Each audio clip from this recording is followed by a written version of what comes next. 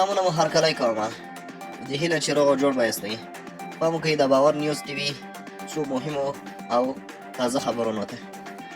د افغانستان اسلامي امارت د بهرنیو چارو له وزیر محترم مولوي امیر خان متقي سره د سولې او سیاسي چارو لپاره د ملګرو ملتونو د عمومي سرمنشي مرستیال اغلې روزمري ډي کارلو او ورسره مل پلاوي وکتل. دغه کتنه کې دواړو لورو د افغانستان اسلامي امارت او ملګرو ملتونو ترمنځ تعامل، همغږۍ او د دوحې پروسې ناستو په تړاو هر اړخیز بحثونه وکړل. د بهرنیو چارو وزیر د افغانستان په سیاسي وضعیت، امنیت، د اقتصادي ثبات په هڅو او راستنه شوي کډوالو د ښه مدیریت او د هغوی سره د لازمو همکاریو په تړاو او د اسلامي امارت د مثبتو ګامونو په اړه خبرې وکړې.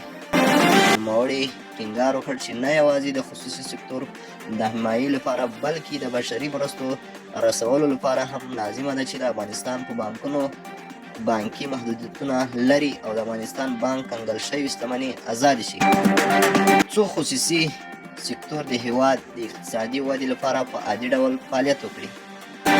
همدارنګه د بهرنیو چارو وزیر په افغانستان کې د مخدره موادو د کښت او قاچاق پر وړاندې د اسلامي امارت د جدي اقداماتو یادونه وکړه او په ورته وخت کې اندېښنه وښوده چې که په سیمه کې له افغانستان نه بهر د مخدره موادو د کښت مخه ونه نیول شي، نو نه یوازې افغانستان بلکې سیمه او نړۍ به هم د تیر په څېر یو ځل بیا پرې زیانمنه شي.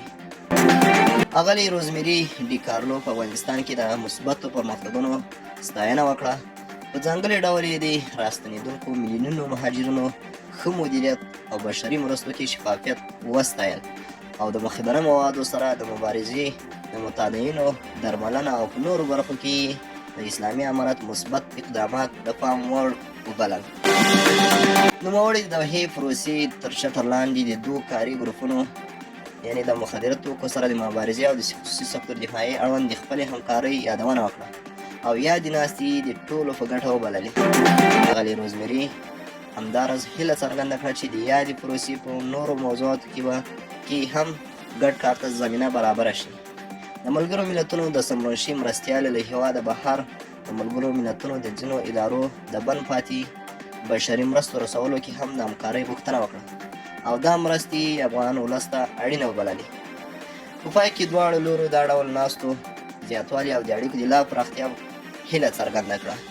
د یادونې وړ ده چې د ملګرو ملتونو مرستیالې تېره ورځ د افغانستان اسلامي امارت د کورنیو چارو وزیر خلیفه سراج الدین حقاني سره هم وکتل. کارپوهان وایي چې دا مثبت بدلون دی او نړیوالې ټولنې پریکړه کړې چې د طالبانو حکومت سره رغنده تعامل وکړي. دوی زیاتوي امکان لري چې له افغانستان ګڼ بندیزونه لرې شي او رسمي تعامل ته لاره لنډه شي.